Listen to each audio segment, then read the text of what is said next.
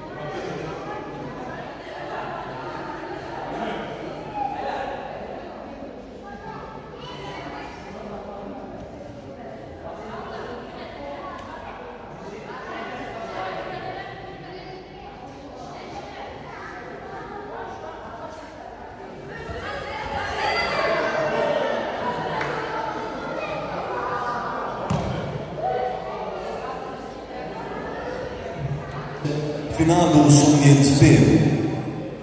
Payitahtımın Aşgabat seferlerinden katlaşan 78 kilogram alındı. Sportun %10 oyuncu Türkmenistan'ın şampiyonu olma başına